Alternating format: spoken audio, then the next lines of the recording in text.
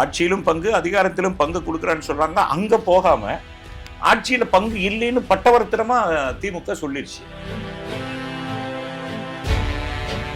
பாஜகவுக்கு மாற்றா இருக்கிற ஒரு கட்சி காங்கிரஸ் கட்சி. அந்த காங்கிரஸ் கட்சி ஒவ்வொரு மாநிலத்திலையும் பலவீனப்பட்டுக்கிட்டே வந்ததுன்னு வச்சு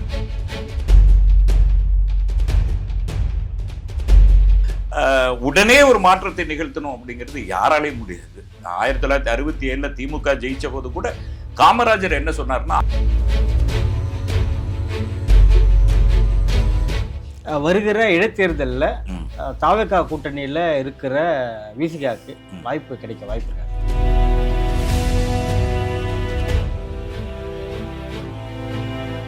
விடுதலை சிறுத்தைகள் கட்சி ஆரம்பிக்கும் போது என்னை பின்தொடர்ந்து வருபவர்கள் வாய்க்கரிசி போட்டுட்டு என்கிட்ட வாங்க, இங்க வந்தா வெளிச்சம் தொலைக்காட்சி பனையூர் பாபுவை தாண்டி வேறு யாரிடமாவது கொடுத்திருந்தால்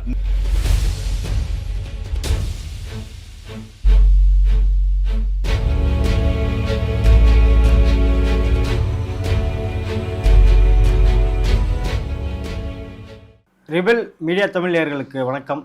இன்று நம்முடன் இணைகிறார் விடுதலை சிறுத்தைகள் கட்சியின் மாநில கொள்கை பரப்பு செயலாளர் திரு சிவி சுந்தர் அவர்கள். வணக்கம் சார். வணக்கம். ஐஎன்டிஏ கூட்டணி டெல்லியில் ஒரு ஆலோசனை குழு கூட்டம் இன்றைக்கி நடந்திருக்கு. திமுக புறக்கணித்த நிலையில் விடுதலை சிறுத்தைகள் கட்சி பங்கேற்று தொல் திருமாவளவன் அவர்கள் ஒரு அதிருப்தியை தெரிவிச்சிருக்கார். என்ன சொல்லியிருக்காருன்னா, காங்கிரஸோட தோல்விக்கு காரணமே அதோட அணுகுமுறை தான். குறிப்பாக தமிழ்நாட்டில் திமுக தோல்வி அடைஞ்ச காரணமே உங்களோட அணுகுமுறை தான் அப்படின்னும் படாலும் போட்டு உடைச்சிருக்காரு. எப்படி பார்க்குறீங்க சார்? அதாவது ஒரு நல்ல தலைவனுக்கு அழகை சுட்டி காட்டுறது தான். எந்த நேரத்தில் எது சொல்லணுமோ அதை சொல்ல துணிஞ்சவர் தான் திருமாவளவன். 2026 தமிழக சட்டசபை தேர்தல் எடுத்துட்டிங்கன்னா அதுக்கு முன்பே கூட்டணி திமுக தலைமையில் இருக்கிற கூட்டணிங்கும் போது பல்வேறு விமர்சனங்கள் திமுக கூட்டணி மேலே வைக்கப்பட்டுச்சு. உதாரணத்துக்கு சொல்லப்போனால், இப்போ வந்து தேமுதிகவுக்கு 10 கொடுக்குறாங்க, ஆனால் 16 வருஷமாக உடனிருந்தது விடுதலை சிறுத்தைகளுக்கு 8 தான் கொடுத்தாங்க அப்படிங்கிறது பலரால் விமர்சிக்கப்பட்ட ஒன்று.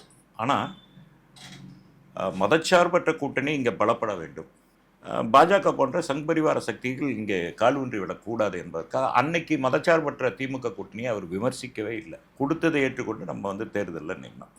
ஏன்னா அப்போ அந்த பொறுப்புணர்வு அவருக்கு இருந்தது.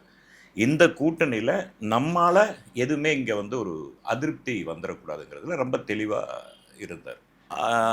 தலைவர் சொல்கிறத வச்சு பார்க்கும்போது கேரளா தேர்தல் ஆகட்டும் அல்லது தமிழ்நாடு தேர்தல் ஆகட்டும், மேற்கு வங்காளம் மம்தா பானர்ஜி, காங்கிரஸினுடைய அணுகுமுறை மிகவும் அதிருப்திக்குள்ளானதாக தான் நம்ம பார்க்க முடிஞ்சுது. கடந்த தமிழ்நாடு சட்டசபை தேர்தலையே பார்த்தீங்கன்னா கடைசி நேரம் வரைக்கும் அவங்க இழுத்தடிச்சுக்கிட்டே இருந்தது. ஒரு பக்கம் வந்து தாவேகாவோட பேசிக்கிட்டு இருந்தது. காங்கிரஸில் இருக்கிற சில தலைவர், மாணிக்க தாகூர் போன்ற தலைவர்கள் விஜய் பக்கம் போயிடலாம் அப்படின்ட்டு, ஆட்சியிலும் பங்கு அதிகாரத்தில் பங்கு அங்கே தானே கொடுக்குறாங்க அப்படின்னு பல்வேறு அதிருப்திகளை வெளிப்படுத்திக்கிட்டே இருந்தாங்க. இது தொண்டர்கள் மத்தியில் ஒரு பெரும் குழப்பத்தை உண்டு பண்ணுச்சு. இன்னும் சொல்லப்போனால் இன்றைக்கு அந்த கூட்டணியில் திருமாவளவன் சொல்லியிருக்கிற அந்த கூற்று 100க்கு 100 உண்மை அப்படின்னு தான் நம்ம எடுத்துக்க முடியும். என்னன்னா, தமிழ்நாடு சட்டசபை 2026 தேர்தலுக்கு பின் வாக்கு எண்ணிக்கைக்கு பிறகு அனலைஸ் பண்ணி பார்க்கும்போது காங்கிரஸினுடைய வாக்கு வங்கி ஒரு 80லேருந்து 90 விழுக்காடு மதச்சார்பற்ற திமுக கூட்டணிக்கு வரலை அப்படிங்கிறதான் நிஜம், உண்மையாக இருக்கு. ஏன் வரல அப்படின்னா, 67 காங்கிரஸ் வந்து இங்கே வீழ்ச்சி அடைந்தது தமிழ்நாட்டில். அதற்கு பிறகு அவங்க கூட்டணியில் இருப்பாங்களே தவிர அதிகாரத்தில் உட்காருகிற அளவுக்கு அவங்களுக்கு வசதி இல்லாமல் இருந்தது அவங்களுக்கு. ஆனால் முதன்முறையாக தாவேகாவை சேர்ந்தவர்கள் அல்லது இப்போ முதலமைச்சராக இருக்கிற மாண்புமிகு விஜய் அவர்கள் ஆட்சியிலும் பங்கு அதிகாரத்திலையும் பங்கு கொடுக்குறேன்னு சொல்கிறாங்க. அப்போ நம்ம இங்கே தானே போகணும்னு காங்கிரஸ் தொண்டர்களுடைய மனதில் வேரூன்றி போன ஒன்று. ஆட்சியிலும் பங்கு அதிகாரத்திலும் பங்கு கொடுக்குறான்னு சொல்கிறாங்க, அங்கே போகாமல் ஆட்சியில் பங்கு இல்லைன்னு பட்டவர்த்தனமாக திமுக சொல்லிடுச்சு. அப்போ ஏன் இங்கே ஓட்டிகிட்டு இருக்காங்கன்னு தொண்டர்கள் வந்து ஒரு அதிருப்தியான மனநிலையில் தான் இருந்தாங்க. இன்னும் சொல்லப்போனால் திராவிட முன்னேற்ற கழக தலைமையிலான அந்த மதச்சார்பற்ற கூட்டணியில் காங்கிரஸ் சரியாக வேலை செய்யலை அப்படிங்கிறது ஒன்று. காங்கிரஸுக்குள்ளேயே பல குழுக்கள், எப்பவுமே காங்கிரஸில் குழுச்சண்டைங்கிறது இருந்துக்கிட்டே இருக்கும். கடந்த தேர்தலில் அது ரொம்ப அதிகமாக இருந்தது. எதையும் தள்ளி தள்ளி தள்ளி தள்ளி தள்ளி போட்டு கடைசி நேரத்தில் முடிவு செய்த விவகாரம். இதை நம்ம சொல்லலை. இன்னைக்கு இந்தியா கூட்டணியில் திருமாவளவன் சொல்லாருன்னு இல்லை, கரூரை சேர்ந்த சகோதரி ஜோதிமணி கூட காங்கிரஸ் வேட்பாளர்கள் தேர்வில் பல முறைகேடுகள் நடந்திருக்குன்னு தேர்தலுக்கு பின்பும் கூட ஜோதிமணி குற்றம் சாட்டியிருக்காங்க. ஆக தமிழகத்தில் திராவிட முன்னேற்ற கழக கூட்டணி ஒரு பின்னடைவை சந்தித்தது அப்படின்னா அதற்கு முழு பொறுப்பு காங்கிரஸ் தான் அப்படிங்கிறதுல மாற்று கருத்தை இல்லை. மிகச் சரியான நேரத்தில் பதிவு செய்திருக்கிறார். ஏன் இதை நம்ம பாராட்டுறோம் அப்படின்னா, பூனைக்கு யார் மணி கட்டுறது? காங்கிரஸ் தன்னை சரி செய்து கொள்ள வேண்டும். இப்போ தேசிய அளவில் பார்க்கும்போது பாஜகவுக்கு மாற்றாக இருக்கிற ஒரு கட்சி காங்கிரஸ் கட்சி. அந்த காங்கிரஸ் கட்சி ஒவ்வொரு மாநிலத்திலையும் பலவீனப்பட்டுக்கிட்டே வந்ததுன்னு வச்சுங்களேன். அப்போ பாஜகவை எதிர்க்கிற ஒரு கட்சியே இல்லாமல் போயிடும். அப்போ காங்கிரஸ் தன்னை சரி செய்து கொள்ளுவதற்காக இதை உணர்த்தி இருப்பதாகத்தான் நம்ம பார்க்க முடியுமே இல்லையே இது ஒரு குற்றமாக அவர் சொல்லலை. ஏன்னா கண்ணு முன்னாடி திமுகவினுடைய வீழ்ச்சியை நம்ம பார்க்குறோம், கண்ணு முன்னால மம்தா பானர்ஜியினுடைய வீழ்ச்சியை நம்ம பார்க்குறோம். கேரளாவை பொறுத்த அளவுக்கு என்னென்னா, கேரளா மக்கள் மிக தெளிவாக இருப்பாங்க.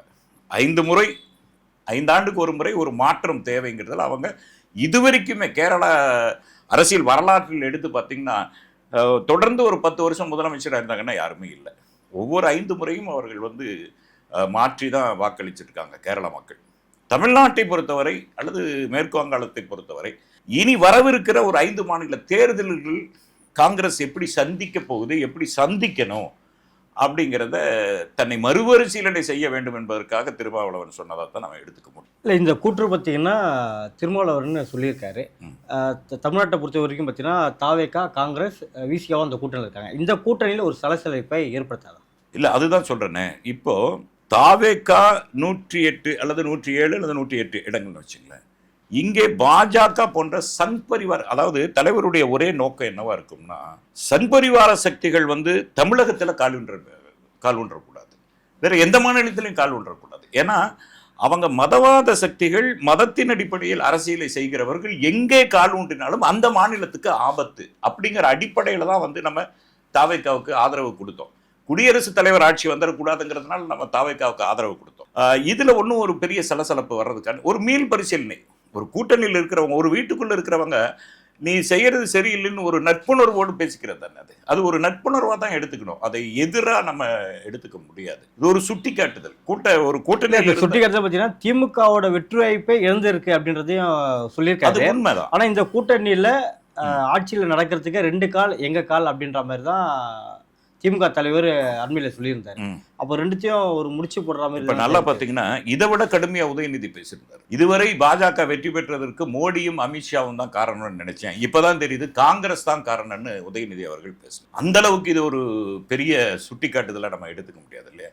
அப்போ கூட்டணி கட்சிகளுக்கு இருக்கிறவங்க நம்ம பலப்படணும், மதவாத சக்திகள் ஊடுருவிடக்கூடாது. மதவாத சக்திகள் இங்கே ஒரு ஏறக்குறைய ஒரு 12 ஆண்டுகள் ஆட்சி அமைச்சிட்டாங்க. திரும்பவும் அவர்கள் வலுப்பெற்றால் இந்தியாவை வேறு கோணத்தில் ஒரு ஜனநாயக தன்மையற்ற ஒரு நாடாக அழைச்சிட்டு போயிடுவாங்கங்கிற ஒரு பயத்தில், அச்சத்தில் தான் அதை வெளிப்படுத்தியிருக்கிறத நம்ம எடுத்துக்க முடியும். அதே மாதிரி இங்கே தாவேகாவுக்கு விடுதலை சிறுத்தைகளும் மார்க்சிஸ்ட் கம்யூனிஸ்ட் கட்சிகளும் ஆதரவு தெரிவித்தது ஏன் அப்படிங்கிறத கம்யூனிஸ்ட் தலைவர்களும் மிகச்சரியா சொல்லிட்டாங்க. விடுதலை சிறுத்தைகள் கட்சி தலைவரான திருமாவளவனும் மிகச்சரியா சொல்லிட்டாரு. என்னன்னா இவங்கெல்லாம் ஆதரவு கொடுக்கறதுக்கு முன்னாள் கூட்டணி தலைமையாக இருந்த திமுகவிடம் போய் பேசி அவங்களே சொல்லியிருக்காங்க, பேசிட்டு தான் நாங்கள் போய் ஆதரவு கொடுத்தோமே தவிர காங்கிரஸ் மாதிரி தன்னிச்சையாக நம்ம முடிவு எடுக்கலை. ஆனால் அப்படி இருக்கும்போது பார்த்தீங்கன்னா திமுக தலைவர் ஸ்டாலின் அவர்கள் இந்த ஆட்சி இன்னும் 3 மாதத்துலேயே கவிழும், அங்கே 6 மாதம் வரைக்கும் வெயிட் பண்ணணுன்னாங்க, ஆனால் 3 மாதத்துலேயே கவிழும் அப்படின்ற மாதிரி சொல்லியிருக்காரு. அது ஒரு யூகத்தின் அடிப்படையில் அப்படி நம்ம சொல்லலாம், அது அறுதியிட்டு சொல்ல முடியாது. ஏன்னா புதியவர்கள் ஆட்சி கொஞ்சம் ஆரம்பத்தில் அவங்க நிர்வாக கட்டமைப்புக்காக சில தடுமாற்றங்கள் இருக்கத்தான் செய்யும். ஏன்னா அவங்கெல்லாம் ஒரு 40-45 வருஷம் ஆட்சியில் இருந்தவங்க உட்காந்தோடனே வேலைகளை ஆரம்பிக்க முடியும். பட் இவங்க அப்படி இல்லை, எல்லாமே புதியவர்கள். இதை முதல்ல கற்றுக்கிறதுக்கே 6 மாதம் ஆகும் இந்த நிர்வாகத்தை. அதுக்கு பிறகுதான் இவங்க செயலில் இறங்க முடியுமே தவிர உடனே ஒரு மாற்றத்தை நிகழ்த்தணும் அப்படிங்கிறது யாராலையும் முடியாது. 1967 திமுக ஜெயிச்ச போது கூட காமராஜர் என்ன சொன்னார்னா, 6 மாதம் நான் எதையும் விமர்சிக்க மாட்டேன், 6 மாதத்திற்கு பிறகு குறைகள் இருந்தால் சுட்டி காட்டுவேன்னா காமராஜரே சொன்னார். அதனால அதெல்லாம் ஒரு யூகத்தின் அடிப்படையில் அல்லது தங்களுடைய தொண்டர்களை தக்க வைப்பதற்காக பேசுகிற பேச்சா தான் இருக்க முடியுமே தவிர அதை நம்ம அறுதியிட்டு சொல்ல முடியாது. ஏன்னா இன்னைக்கு அண்ணா திராவிட முன்னேற்ற கழகத்திலிருந்து வெகு அதிகமான பேர் இன்னைக்கு தமிழக வெற்றி கழகத்தில் போய் இணைவதை நம்ம பார்க்குறோம். திமுகலையும் அந்த சலசலப்பு உருவாகிடக்கூடாது அப்படிங்கிறதுக்காக கூட இது ஒரு தலைவர்களினுடைய உத்தியாக தான் நம்ம எடுத்துக்கணும். இப்போ ஒரு கட்சி தோல்வியை சந்திச்சா மட்டும்தான் அந்த கட்சி வந்து உடையதை நம்ம கண்கூடா பார்க்க முடியும். ஆனால் விசிகா வெற்றி பெற்று இப்போ ஆட்சியிலே அதிகாரத்திலையும் அமைஞ்சிருக்கு. ஆனால் இந்த கட்சியிலும் பார்த்தீங்கன்னா ஒரு பிளவானது வந்துட்டு இருக்கு இல்லையா? பனையூர் பாபு வெளியேறி இருக்காரு, திமுக போயிருக்காரு, அடுத்து சங்க தமிழன் சஸ்பெண்ட் ஆயிருக்காரு. இதெல்லாம் எதை நோக்கி போயிட்டு இருக்கு? அதாவது எல்லாத்துலயுமே ஒரு உள்முரண் இருக்கும். இப்ப பனையூர் பாபுனுடைய நோக்கம் என்ன? தனக்கு கொடுக்கப்பட்ட 8 தொகுதிகளில் தனக்கு ஒரு தொகுதி கொடுக்கப்படவில்லை அப்படிங்கிற காரணத்துக்காக அவர் போயிருக்காரு. அவருக்கு மட்டும் மறுக்கப்படலை, SS பாலாஜிக்கு மறுக்கப்பட்டிருக்கு, ஆலூர் ஷானவாஸுக்கு மறுக்கப்பட்டிருக்கு. ஏன் மறுக்கப்பட்டது அப்படின்னு பார்க்கணும். இதுதான் ரொம்ப முக்கியமானது. இப்போ பனையூர் பாபு இந்த கட்சிக்கு வந்தது பார்த்தீங்கன்னா 2007, 2008, 2009 அந்த காலகட்டங்களில் இருக்கு. ஆனால் ஒரு இயக்கமாக விடுதலை சிறுத்தைகள் கட்சி இயக்கமாக இருந்தபோது தேர்தல் அரசியலே வேண்டாம்னு ஒதுங்கி இருந்த காலத்தில் இருந்தவங்கெல்லாம் இன்னைக்கு இன்னும் இருக்காங்க, எந்த பதவியும் அனுபவிக்காமல் இருக்காங்க. அப்படி டிபிஐ காலத்திலிருந்து விடுதலை சிறுத்தைகள் கட்சின்னு ஒன்று துவங்கணும், அந்த இயக்கத்திற்கு வந்து திருமாவளவன் தலைவராக இருக்கணும்னு முன்மொழிந்தவருக்கு இப்பதான் பெரிய குள தேர்தலுக்கு வாய்ப்பு கொடுக்க முடிஞ்சது திரு சக்திவேல், ஆற்றல் அரசுங்கிற சக்திவேல். அப்ப தொகுதி கிடைக்கவில்லை என்பதற்காக அணி மாறுவது என்பது அது எந்த கட்சியா இருந்தாலும் சரி, அது விடுதலை சிறுத்தைகளா இருந்தாலும் வேற எந்த கட்சியா இருந்தாலும் தனக்கு அதிகாரத்துக்கான தொகுதி கிடைக்கல அதனால நான் கட்சி மாறுறதுங்கிறது ஒரு கொள்கை பிடிப்பா நம்ம எடுத்துக்க முடியாது. அணி மாறுவதற்காக சில குற்றச்சாட்டுகளை பனையூர் பாபு வைக்கிறார். எப்படின்னா நிலை தடுமாறுகிறார் அப்படின்னு சொல்றாரு. இப்ப நிலை தடுமாற்றம் உள்ள ஒரு தலைவர் அப்படி வச்சுக்கங்களேன், நிலை தடுமாற்றம் உள்ள தலைவர் டெல்லியில ஒரு இந்தியா கூட்டில அவ்வளவு தேசிய தலைவர்கள் இருக்கும்போது எப்படி இப்படி பட்டவர்த்தனமா பேச முடியும்? நிலை தடுமாறுகிற தலைவர் எப்படி உடைச்சு பேச முடியுமா? முடியாது. எல்லாரும் கைதட்டினா நம்மளும் கைதட்டிட்டு போயிடுவோம், அந்த மனநிலை தான் இருக்கும். ஆனா இந்தியா கூட்டணி வலுப்பெற வேண்டும் அளவுக்கு தன்னை ஸ்திரப்படுத்திக்கிட்டு ஒரு நிலை தடுமாறாம சுட்டி காட்டுகிற ஒரு தலைவர் விட்டு நீங்க போகிறீங்கன்னா அது உங்க அதிகார பசியா தான் எடுத்துக்க முடியும். ஆனா டிவிக்கு ஆதரவு தெரிவித்த பத்தி எங்ககிட்ட எதையும் பேசல அப்படின்னு இவர் சொல்லியிருக்காரு. ஆனா தலைவர்கள் பார்த்தீங்கன்னா கான்ஃபரன்ஸ் மூலமா நான் எல்லார்கிட்டையும் பேசிட்டு இருந்தேன் அப்படின்னு அவரு இல்ல, அதுக்கு நானே சாட்சி, இந்த அரங்கமே சாட்சி. எப்படின்னா ஒவ்வொரு முறையும் அதாவது தாவேகாவுக்கு வெளியிருந்து ஆதரவு கொடுக்கணும் அப்படின்னு பேசுனதும் ஒரு உயர்மட்ட குழு தான். அதுக்கு பிறகு ஆட்சியிலையும் பங்கெடுக்கலாம் அப்படின்னு தீர்மானிப்பதும் உயர்நிலை கூட்டத்தில் தான். அதாவது நள்ளிரவு 11 மணிக்கு ஆரம்பித்து காலையில் 4 மணிக்கு தான் கூட்டம் முடிஞ்சுது. அவங்கவங்க கருத்தை சொன்னாங்க. கம்யூனிஸ்ட் கட்சிகள் மாதிரி வெளியிருந்து ஆதரவு கொடுக்கலாம் அப்படிங்கிற கருத்து சொன்னவங்க யாருமே இல்லை.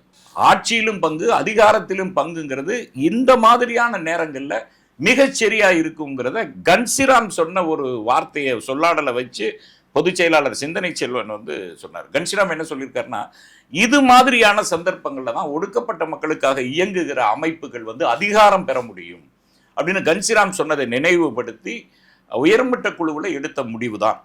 உயர்மட்ட குழு எடுத்த முடிவை தாண்டி அந்த உயர்மட்ட குழுவில் 2 முடிவு எடுத்தோம். ஆட்சியிலும் பங்கு அதிகாரத்திலும் பங்குங்கிறத நான் உறுதிப்படுத்திடுவோம்.